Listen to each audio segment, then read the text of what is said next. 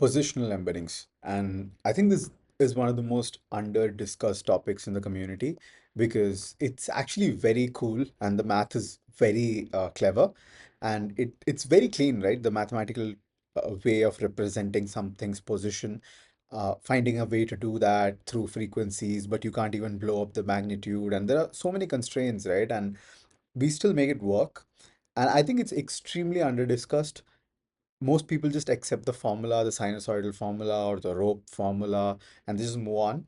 And not enough people discuss this. So I thought I should probably make a video on how this whole thing evolved and what's the SOTA and what did we start with and all that stuff. Firstly, I think we need to answer the question as to why we even need positional embeddings. And we can see that on screen, right? So we all know the attention formula. Uh, Queries multiplied dot product with K transpose. We take a softmax and we multiply that with the value, right? And then, of course, we have the root dk, which is like the scaling factor and all that stuff. So one very interesting thing about this is let's take an example where we have, hey, how are you? So that's like 4 tokens. And we have another example where we have you, how are, hey, right? The second one obviously doesn't make sense because it's just not how we speak. So the position of these tokens matter. And what happens in the attention calculation is that the this formula is not sensitive to position. It is actually indifferent to position, right? When we use uh, this formula, the idea is very simple that every token interacts with every other token, and that's about it. But when we jumble the order, what happens is we still get the same output when we use attention. It's the same formula and the same output, right? So the formula by itself is not sensitive to position, like it doesn't care about position. All it does is make every token interact with every token. So as the authors discussed this in the original Attention is All You Need paper, which is the most famous paper, and they themselves discussed as, oh, how do we even introduce this position into these tokens? So that's where they created this idea. So that's the origin of this idea, where they decided, why don't we just infuse the positional information into the token itself so that the token carries obviously the meaning of what the word is and also the information of the position, right? Like, why don't we just infuse it into the token? And to understand this better, we should take a simpler setup. And the setup we'll be going for throughout this video is this very simple one. And I'll tell you why we chose this setup. We have you, right? So we have 4 U's. It's the same word. So essentially, it's the same token. And let's assume that the embedding of U is just 6 ones, right? We are going to fix the dimension at 6, and we're going to assume that all 6 are just ones, right? So what happens here is that we have 4 U's, all of them are the same token, which means they have the same embedding. So when we apply positional embedding onto these, the differences between these would purely be positional, right? Because the information is same. There's no difference between uh, the information which each token is trying to convey. It's just the ordering of it that causes the change.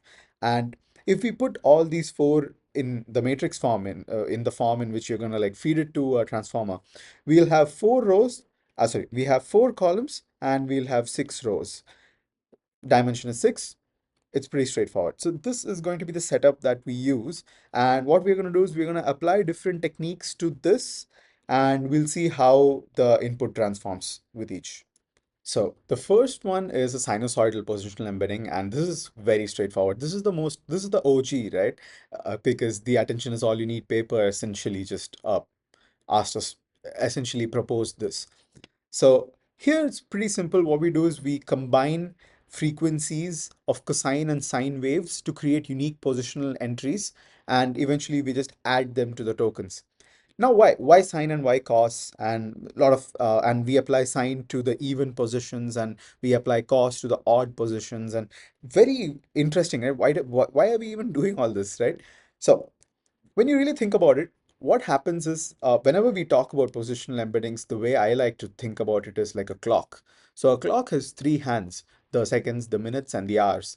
And each hand has a different frequency. All of them combine together to tell you what the unique time is. So every time of the day is basically just a combination of three different frequencies, right? The minutes, the seconds, and the hours. Of course, you can keep on going with milliseconds and all that, but I'm just giving you an example. So that's just exactly what we're doing here, right? We have positions, we need to indicate positions. Time is technically a position because if you combine the position of your hands, you are essentially getting a time. So a time is technically uh, very similar to positional embeddings. And the analogy, that's why I like to use this analogy to think about it. And what we do here is we create frequencies for these embeddings, right? So as we discussed in the problem setup, we have a simple setup with four identical tokens. And how do we apply positional embedding to these tokens is the problem.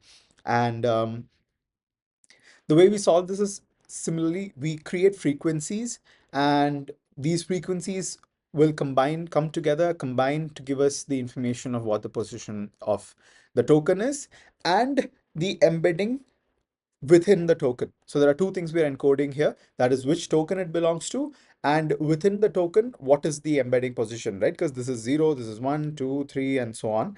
We obviously want to encode that as well. So how do we do this? We essentially break these embeddings into pairs. So if you have six, if your embedding size is six, you're going to get three pairs out of that. That's pair 0, pair 1, and pair 2. And that means we have three pairs and we need to assign pairs an individual location which is unique to it. So we need to generate three frequencies. And how do we generate these three frequencies is through this formula. It's 1 by 10,000 to the power of 2i by dimensions. And here dimensions refers to 6 because that's how many dimensions we have. Why this formula though? This formula is very straightforward. The idea is that you create a formula where with different values of I, you can get different frequencies. And we want these frequencies to follow a certain pattern, right? Because position of these tokens follow a patterns one after the other, and we don't want these frequencies to be just like very random. So this is just a very empirical formula, and what we refer to this 10,000 as the base, and this dimension is the same as the dimension of your embedding, and I is basically which frequency you are talking about. So if we need three frequencies, I is going to go from 0, 1, and 2, and if you need 4, then you'll get a theta 3 and so on and so forth. So when you substitute I equals 0, I equals 1, and I equals 2 into this formula, we end up with three theta values. So the first theta is 1, because if you substitute I as 0, you get 1 by 1, and that's 1. And if you substitute I as 1, you get 0.0462. And if you substitute I as 2, you get 0.02154, right? So very straightforward. Once we have these three angles, we have now found three different frequencies to represent the three pairs that we have. But we also need to encode which token it belongs to because we have four U's. As we discussed, we have four U's and each U is like this. We have solved this problem, but how do we solve this problem? For that, what we do is we take the raw position of the token. So if you take the raw position of these tokens, it's 0, 1, 2, and 3. It's a zero index list. And what we do is we multiply this theta, which we just calculated, with the m. So the theta remains the same. The three thetas remain the same, but when we multiply it with different values of m, we can get different values of theta. And now the combination of this m and theta together will essentially act as a unique position indicator for your entire sequence of tokens. So I just hand calculated this whole thing where you can see how we can see pair 0 gets theta 0, pair 1 gets theta 1, and pair 2 gets theta 2. So that's just what we discussed here, right? Pair 0, pair 1, and pair 2, and we have three thetas. Well, all we are doing is we're taking the m and we are multiplying it to get the output. So if you multiply 0 with anything, it's all 0. So this entire row becomes 0, which is quite interesting, and we'll see why later. Again, we multiply it with 1, it remains the same. We multiply it with 2, we multiply it with 3. So we take the theta and we multiply it with the location of the token, and then we find the theta of that token for that embedding, right? Now, once we calculate the theta, we calculate the sine and cos. The reason we do sine and cos is because, one, it's bounded. Sine and cos, no matter what value you put inside a sine or a cos function, you'll get an output between -1 and 1, right? So that is very important. That's A. So even if your M value, that is the number of tokens that we are dealing with, goes to like 25,000, 80,000, 90,000, whatever, you still get a bounded value as your output. Now, we calculate sine and cos and then we add them together, right? So every time, so you know how the sine and cos functions don't overlap, right? They have this like offset, like sine starts at 0 while cos starts at 1. And they have this like they have this offset where they keep like trailing each other. So we're just making use of that fact where when we combine these two together, we find a certain unique combination at every location, which helps us essentially create these unique identities. So what we do is we have pair 0, pair 1, pair 2, where we multiply theta with m. And what we do is we calculate the sine and cos of the same angle, right? So if we look here, we have 0, 0, and 0. So sine 0 is 0, cos 0 is 1. So you can see that here, 0, 1, 0, 1, 0, 1. So it's very simple. You just take the angle, you apply a sine and a cos on it. Similarly, we do the same for all the other rows. We calculate the sine and cos for all of these. Once we find that, what we are going to do is we are going to calculate the final positional embedding, right? The final positional embedding is basically sine 0, cos 0, sine 1, cos 1, sine 2, cos 2. And I don't mean 0, 1 like sine of 0. What I meant is sine of pair 0, cos of pair 0, sine of cos 1. So we are interleaving these sine and cosine frequencies in a way. You can think of it like that. So we had 6 positions and in each token, and each of those positions gets sine, cos, sine, cos, sine, cos of the angle that we just calculated. And the angle already encodes the information of which token and which embedding it is. So when you put a sign on top of that, you can essentially create this one big array of positional information. Now, when we calculate the sine cos of all these angles, we can basically write down the positional embeddings of each row. This is simple. We can see here it's the same one. Similarly, all the angles are same. So we can see that positional embeddings are just sine and cos of all the thetas that we calculated.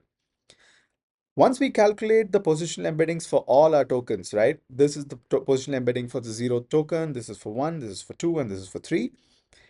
We need to infuse them into the original input. So the original input was all ones. As we discussed, that's the setup of this problem.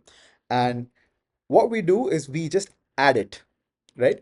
And x remains 1, 1, 1, 1, 1, 1 for all. So the only difference in our output is going to be because of its positions. Once we add our, so let's say we take 0. We have 1, 1, 1, 1, 1, and here we have 0, 1, 0, 1, 0, 1. So when we add those two together, we get 1, 2, 1, 2, 1, 2. Very simple, it's just addition. Similarly, when we take 1, 1, 1, 1, 1, and when we add it with this, we end up with this, just addition. And similarly for 2, 1, 3, and how many ever tokens that we have. Very straightforward. We are essentially creating unique positional encoded information and we are infusing it into the token. So when the attention calculation happens, the calculation happens with the positional information already encoded into the token. But there's a problem with this method because we're just adding these numbers, right? And when we add numbers, things can go crazy. We can get magnitude explosions and things like that. So there are two problems. And again, as I said, one important thing is we have same tokens 4 times. Now 4 different vectors because of its position. So all these tokens were initially just 1, 1, 1, 1, 1. And now we have all of them in different values. And the difference is purely due to its location in the sequence. The issue with this method is the magnitude of these vectors are all over the place. So if you take magnitudes of these vectors, they're all over the place. And at the end of the day, all these vectors are representing the same thing. They represent the same word, right? Because it's you, and you. So we would ideally want their magnitudes to be the same because they eventually represent the same thing. And this base question would be the foundation of how we move on to the next strategy of positional information. Another big issue is if the model is trained with sequences up to 2048, then once we go to 2049, the model is on uncharted territory. It has not seen those frequencies. So when you apply those frequencies to the token, and when those frequencies is not in the training data, let's say you want to generate a sequence of tokens that are longer than most of your training data set, this way, this sinusoidal method of positional embeddings does not scale well for that. That's where we started thinking of this idea of what if instead of encoding where the token is, we encode how far apart the tokens are. And that's what gave rise to something called as alibi. And we won't be discussing that in this video because it became redundant pretty quickly because people found a better way to go about it. It got beaten very quickly by rope. And that's the next topic that we're going to discuss is rotary positional embeddings and how rotary positional embeddings completely change the game when it comes to positional embeddings. You can check out this on your own and it's pretty interesting. It was used in, I think it was used in T5 if I'm not wrong, FLAN T5. And it was used in few of the text models. But let's go to rope because that's what everyone's using now.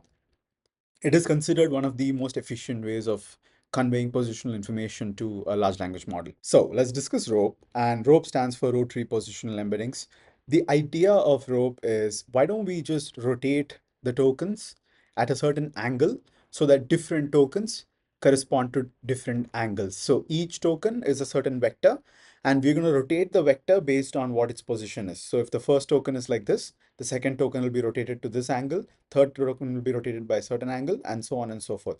And when the model learns from these tokens, it'll innately have an idea of what different rotations mean. And we had a big problem with magnitudes in sinusoidal positional embeddings, and we completely solved that with rope because we keep the magnitude same. All we're doing is just rotating it. So how do we do it? Let's see how we do that. The idea of generating frequencies remains the same. So we still generate the same theta 1, theta 0, theta 1, and theta 2.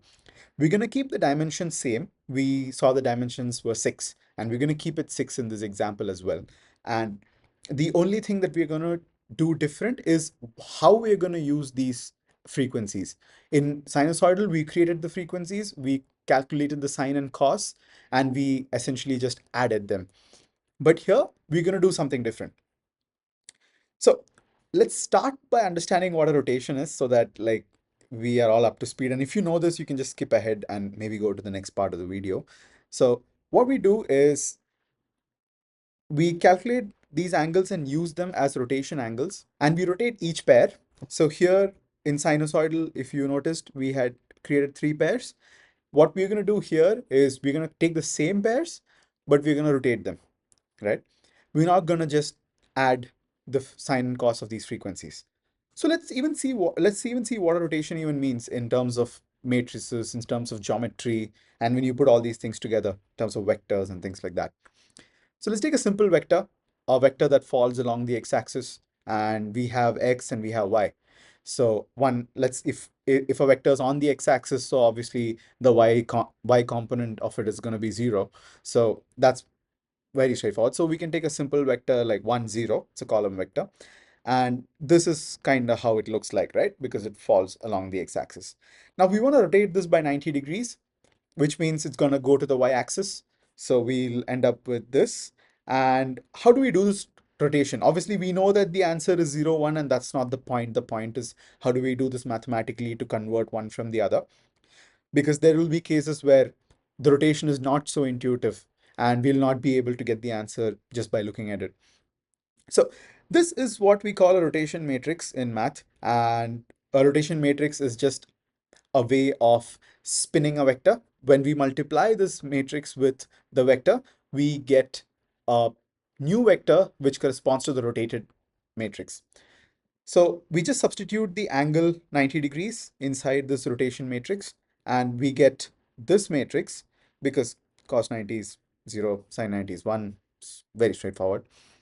When we multiply these two together, with this is the first V, and when we multiply that with the matrix, we end up with this, which is basically what we want. So this is just a small proof of how this rotation matrix works, just so that it's intuitively understandable. The same thing can be written in Euler form in terms of complex numbers. And the way we do that is by writing it as e power I theta.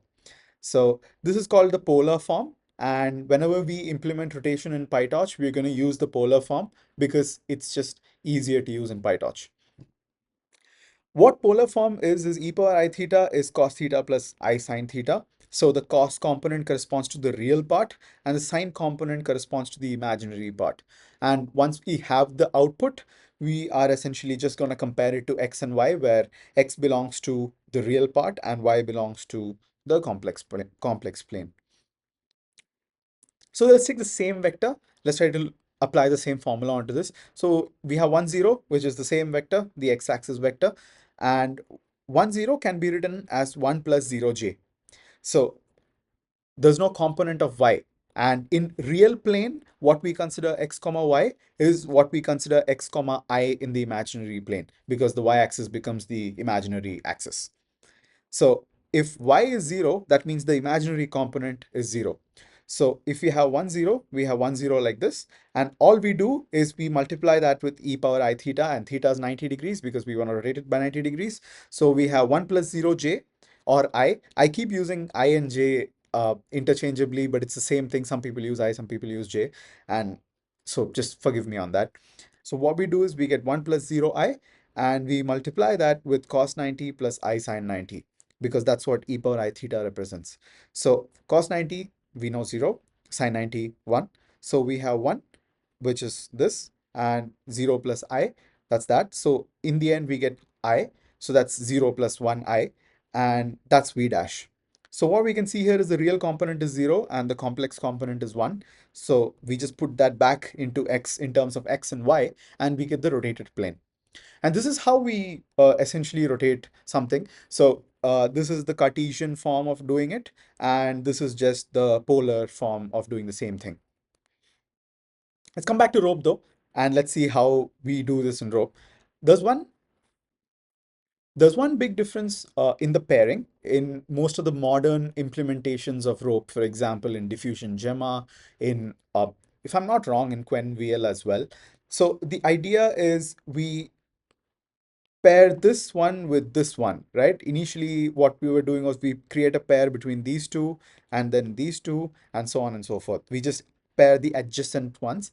But in all the modern implementations of rope, we pair the first one with the middle one, the second one with the one after the middle, and the third one with the one after that.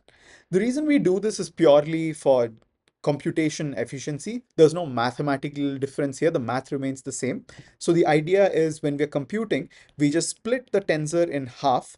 And once we split the tensor in half, what we can do is we can just get those two halves and pair the first two elements, pair the second two, pair the third elements, right? It's very easy to do that compute on a GPU or whatever.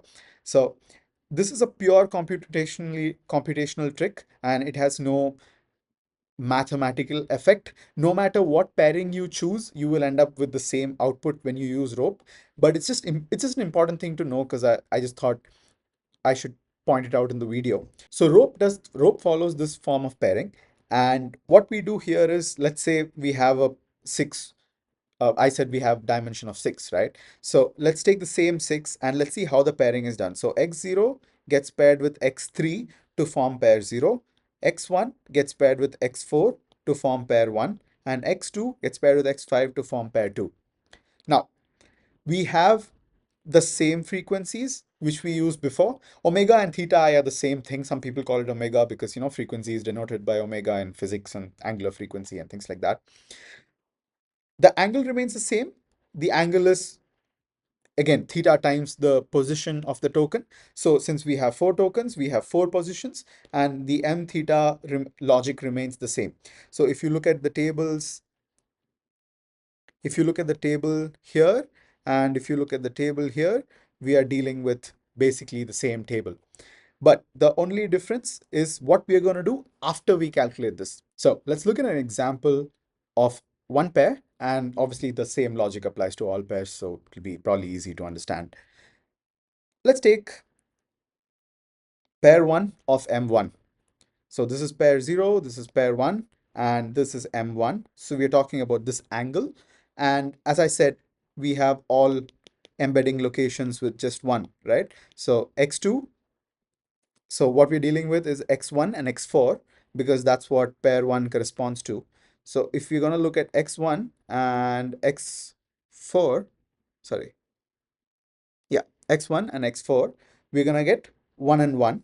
And this, when you convert it to polar form, you get 1 plus 1i, because the y-axis becomes the imaginary axis. And we know that the theta is 0.0462, so we'll keep that as well. So e power I theta is e power I multiplied with 0.0462, that's the angle. So we get cos of that plus I sine of that.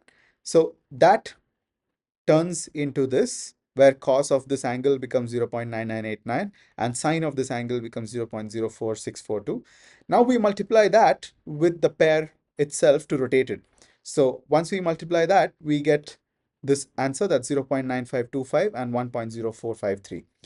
So this is the rotated value of this pair when it's rotated by this angle. And that's the governing logic of this whole thing.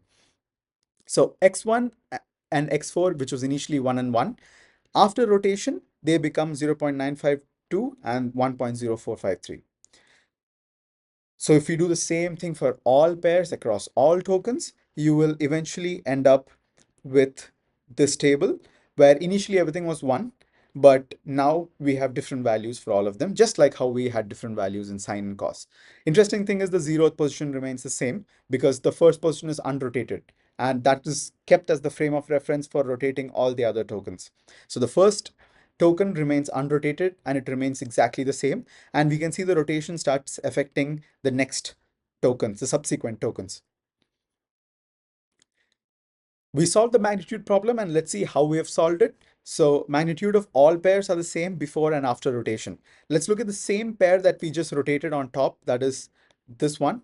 So initially it was 1 and 1. So this was the pair initially. And when we calculate the magnitude, we get root 2, that's 1.414, because magnitude of this is just root over 1 square plus 1 square. After rotation, we know it has become this. Let's take the magnitude of that. And once we calculate that, we get the same thing of approximately the same 1.414. So the token magnitude remains the same. All we're doing is just rotating it. And the rotation matters because the rotation indicates position. The magnitude being same matters because the tokens are fundamentally the same thing, because all the tokens we had were U. So we do not want all the tokens to have different magnitudes because they essentially represent the same thing, right? So we don't want that to be different. So that's how RoPE solves this. And what happened is, as soon as people discovered RoPE, and one more important thing about RoPE is that RoPE only is applied to the queries and the keys. RoPE is not applied to the values. So when you do QK transpose, in attention, that is the only part where you use RoPE, because RoPE is applied to both Q and K. It's not applied to V. So the contribution of positional embeddings is only towards calculating the attention scores, because softmax of QKT gives you the attention scores, and the scores are what is multiplied with the values. So the positional embedding of RoPE only applies to calculating the attention score. This is just an important thing to know, because when you write code, you need to like understand that, right?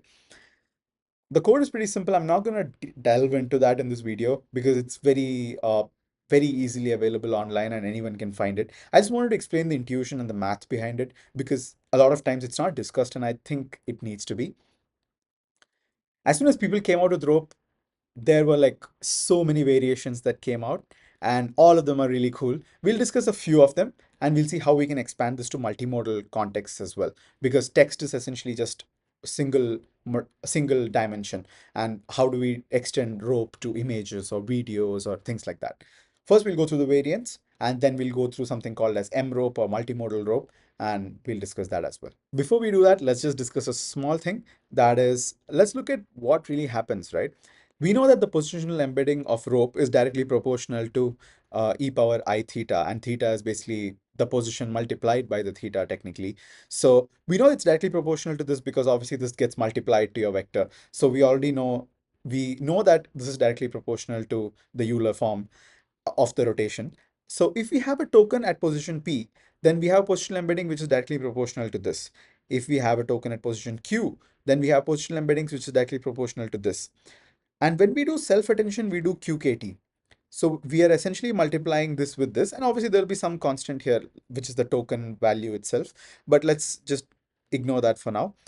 when we do this multiplication, and we know that the attention scores are directly proportional to that. So the when we multiply these two, so K transpose will bring this negative here. That's how the negative comes in, if anyone's thinking. Because what happens is this token, when you essentially apply a transpose, you put a negative here. So that's how the negative comes here. And when these two get multiplied, we get this P minus Q, which is just a relative position. That is, P is the position of token, the first token, and Q is the one of second token. So the relative position of these tokens get baked into the attention mechanism. It's very cool, and it's very mathematically elegant as well. So these are few variants of rope, and these have taken over large language models like crazy. So the first variant is NOPE, and this is used in diffusion gemma. I have a video on diffusion gemma as well. If you want to check that out, I can link it in the description. So this is the first one, that's NOPE, and NOPE stands for no positional embeddings. So what we do is, when we take a normal rope, we have these three frequencies that we just calculated just now. It remains the same, because as long as the value of I is 3, we are going to get the same frequency. We define something called as a partial rope factor, which can be 1 by 3, 1 by 4, whatever.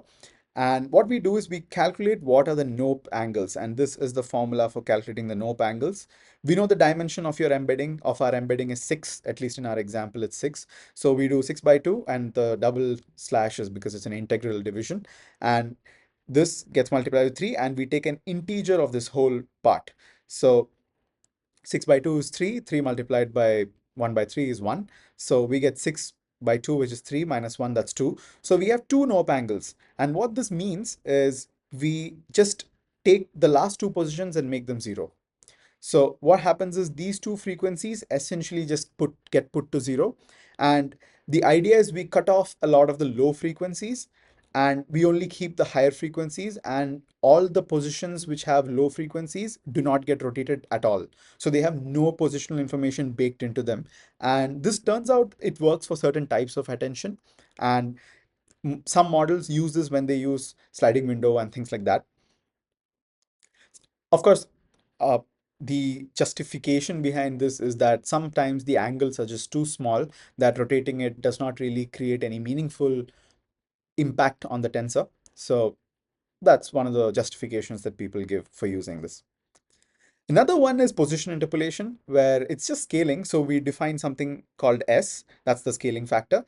And what we do is we divide the absolute position with this S, and let's take S as 2 in our example, and we get M by 2. And what happens is we use this compressed version to create the angles, because each angle is basically, we know that the angle is, so instead of M, we use M dash. And the M dash is basically just a scaled version of M. So 0, 0, 1 becomes 1, 0.5, 2 becomes 1, and 3 becomes 1.5, because we're just dividing them with 2. And what we get is this. Now we use this M dash to calculate the angles, and this seems to work well at times in terms of this, compressing information and, at the byte level. The next variation is static NTK aware scaling. Here what happens is, in the previous one, we changed the M value. We scaled the M value. In this case, we are going to scale the base value. As we discussed, the base is basically 10,000. And instead of that, we use a scaled version of that. And the way we calculate it is with this formula. So the new base, that's B dash, becomes S to the power of dimension by dimension minus 2. And dimension is 6 in our case. And the S value, just to keep it consistent, I'm going to go with 2, because I use 2 here as well. So I'm going to use 2 here. And we calculate the new base. So in our case, we end up with 28,284.67. And we use that to calculate the new omega. So the initial omega was 1 comma 0.0462 and something, and now we have 0.03282 and something. So you get a different set of frequencies because you change the base. And in one case, in the previous case, we changed the absolute position, and in this one, we change the base value. The next variant is YaRN, and the full form of YaRN is literally yet another rope extension. And the way this works is, I obviously can't show you an example of YaRN, because YaRN really comes into play when the contexts are huge, and like when rope needs to really scale to like these real world dimensions, right? So I'm gonna stick to this like toy. I'm gonna stick to the theory. I can't really show an example because it's literally not possible, right? Um, so what we do is we define something called as a ramp function, gamma, and the way, so this will all make sense if you just stick with me. There's a lot of context which I need to set parallelly. So just stick with me and it'll make sense. So we define something called as a gamma, and gamma is defined as 0 when r is less than alpha, 1 when r is greater than beta, and this min-max kind of a linear formula in all other situations. Alpha and beta is different for different models, and what we have noticed is that uh, YaRN achieves very good long context performance with minimal fine-tuning. Let's see what all this means. There's so many variables here. So let's start with what a wavelength is. So the length of tokens needed in order for rope at dimension d to perform a full rotation of 2 pi, right? 2 pi corresponds to a full complete rotation. So we know we are rotating each token by some angle. So how many tokens do you need for your rope to complete one entire rotation? So that is what our lambda corresponds to. And the way we calculate that is 2 pi by theta. And we know theta is base to the power of 2i by d. And that's just this formula, right? So 2 pi by theta becomes 2 pi base to the power of 2i by d. So if I replace the d with I, you can just get the I there. It's just a variable. It's not nothing different.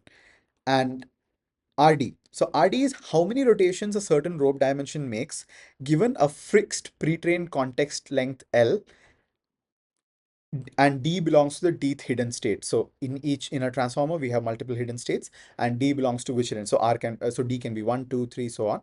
So for each hidden state, how many rotations does a certain rope dimension make given a fixed pre-training context length of L? So how we calculate that is we have L which is fixed, which is like 2048, 4092, whatever value it is, and we divide that with the lambda that we just calculated here. So L by that gives you original context length divided by wavelength, and that's what gives you this RD value. And this R is what we are talking about here. So this gamma variable depends on R, and this is how we calculate R. For the llama family of models, we have noticed that alpha and beta at 1 and 32 are really good. The models start performing really well. So let's just stick with that for the example. And what happens is in a normal rope, we have these two positions, and if they have these two positions, and if you want to rotate them, we multiply it with this matrix. Very simple. And we know how this is how we calculate theta. In YaRN, what happens is this becomes the new formula for the rotation matrix. And the way we calculate GI is using the lambda and the gamma that we just mentioned above. So we have lambda, which is the wavelength, and we have gamma, which is this piecewise ramp function that we define. We combine these two to create a new value of the angle that we want to rotate this matrix by.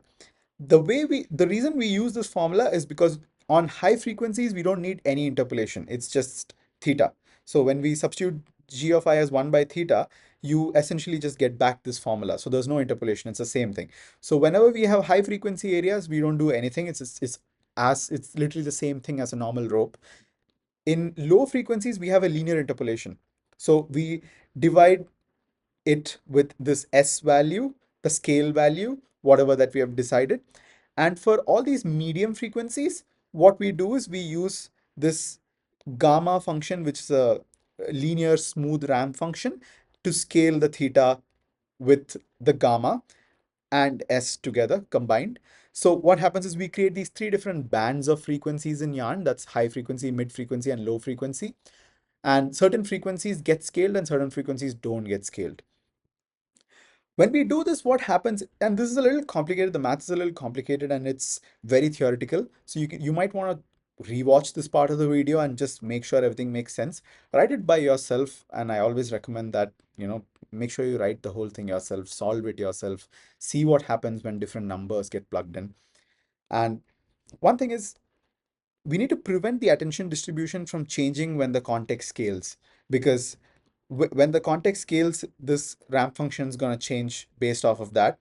We know that the original context length corresponds to the R value. So we don't want the attention values to explode or things like that. So the way we do that is we multiply it with this temperature scaling factor, that is root T. So what we do is we take the queries and the keys, because we apply rope only to queries and keys. And once we apply rope onto them, we multiply it with root T, which is basically just before we calculate the attention. And root T is just a temperature scaling factor, that is root over zero point 0.1 log S plus 1, where S is the scaling factor that we are using here. So it's a very complex and mathematical concept where essentially you're trying to keep rope the same for high frequencies because it works really well. And we are trying to create these scaled versions in the mid and low range frequencies where rope seems to struggle a little bit. So we're trying to just aid those areas by scaling them appropriately. So that's YaRN. And these we are still talking about one-dimensional rope applications because we're still talking about text and things like that, right? Let's see what happens in images. How do we apply rope to an image? Because an image is two-dimensional. We need X and Y. And then we have a video, which is three-dimensional. We have X, Y, and time. So how do we apply rope to multimodal concepts? And that's the next topic. So this is where is a great time to introduce M-RoPE, and M-RoPE stands for multimodal rope. It was first introduced in QuenVL, and I've written it in a very color appropriate manner. If you know, you know. And the way this works is we're going to split the locations into two bands, because normally the location has only one band, right? Each token come in when you're writing text, each token comes after one another. So you have positions of 0, 1, 2, 3, and so on. But when you look at an image, it has two things. So it has X and it has Y. So we need to accommodate for both. So we're going to split our position into two bands. Let's see how it's done. Let's take a very simple image, and like in text, how we use the same word so that the token remains the same. We're going to use the same pixel so that all the pixels remain the same, so that we can clearly see how positional embedding gets applied to them. Let's take a simple 2 cross 2 RGB image. So what happens here is we have X and we have Y. So it's 2 cross 2 cross 3, right? 3 is the channels, and 2 and 2 are the height. So this is X and this is Y. So the positions are very obvious. It's 0, 0, 0, 1, 1, 0, 1, 1. So here it's along X, this is along Y. Let's say each pixel is a patch. That means we have 4 tokens. So this is one token, this is one token, this is one token, and this is one token. So we have 4 tokens here. And let's say that the embedding layer is dimension of 8. We had dimension of 6 in the text context. Let's take a dimension of 8. I'm doing it just so that it's easier to explain. We can go with 6 as well. That's completely fine. It'll get broken into different format. That's all. So we have 4 tokens and we have hidden dimensions of 8. So we can see that here. How we apply M-RoPE is we break down these dimensions into X and Y. So the way I explained rope or positional embeddings in general is like a clock, right? We create these different frequencies where these frequencies combine to represent something. The way you should think about M-RoPE is that now we have multiple clocks going on parallelly. So we have a clock which has a certain set of frequencies. Let me change the color of that. So we have a clock which has certain frequencies. Then we have another clock which has certain set of frequencies. Both these clocks come together to tell you the time in a parallel universe. Very cool, right? But yeah, both these clocks come together to tell you the time. Each of these clocks have its own frequencies as well. Let's see how it's done in terms of like math. Let's take a very simple embedding. As I said, the dimension, we're going to keep it as 8. And let's take a very simple set of 8 numbers. That's 1, 2, 3, 4, 5, 6, 7, 8. We're going to create 4 pairs. And instead of the splitting in half logic, which I mentioned before, let's just pair the adjacent numbers together. Because as I said, the pairing does not really matter. The pairing is more of a computational trick. So let's keep it simple so that it's easier to understand. What we're going to do is as I said, all patches are the same. So each pixel is identical. So their embedding will be identical as well. So all of them will have the same embedding of 1, 2, 3, 4, 5, 6, 7, 8. If we have four pairs, that means we need four angles. So I goes from 0, 1, 2, and 3. And we'll keep the same base of 10,000 and we'll calculate all the theta i's. Just like how we calculated before, where we had three frequencies, now we have four frequencies. And we're going to use these four I values and we're going to use dimension as 8. So we can see the 8 here. Normally it would have been 6 in the previous example because the dimension was 6. Now it's 8. And because of that, we get four different values. The four different values are 1, 0 0.1, 0 0.01, 0 0.001. It's pretty good looking numbers to be fair. Patch 0, that's the first patch. This one is unrotated. So just like how the first token in rope, if you see here, it's unrotated. Just similarly, the first patch in M-RoPE remains unrotated. So we had 1, 2, 3, 4, 5, 6, 7, 8 as the embedding. We'll have 1, 2, 3, 4, 5, 6, 7, 8 as the unrotated embedding technically. Now, this is the first patch. That's a 0, 1 location, right? If you look at this image, we have 0, 0, 0, 1, 1, 0, 1, 1. So now we are talking about this patch. When we talk about this patch, y is 0 and x is 1. Let's see how that is. So this is x, this is y. So this is still along the x-axis. So y remains 0 and x is 1. In that case, what we do is, since we are breaking this frequency down into two parts and the first one is y and the second one is x, we are going to put all the y frequencies as 0 and we are only going to keep the x frequencies. So this one gets broken into two parts. The first one corresponds to y and the second one corresponds to x. We're going to zero out all the frequencies that correspond to y because it's not on the y-axis. So we're going to keep this and then we're going to apply rope just like how we would apply rope normally. So we'll rotate this embedding. So what you'll notice is that the first four remain the same because they are not being rotated. The last four change because they are being rotated. They have frequencies associated to their rotation. Similarly, for patch 1, 0, that's the one below, y is 1 and x is 0 this time. Because if you look at the image, this is corresponding to x equals 0. So here x is still 0 and y is 1. So we'll do the reverse of what we did before and we'll zero out the frequencies that correspond to x and we'll keep the frequencies that correspond to y. So when we take this embedding and when we rotate it, you'll notice that the last numbers remain the same and the first numbers change. Now for the last patch, this is the 1, 1 patch, and this one's interesting because it has both x and y components.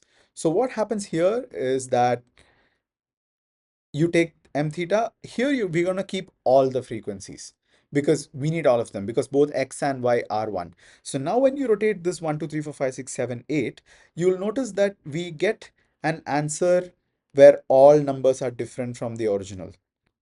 And that's because we are rotating across both dimensions. This scales really well.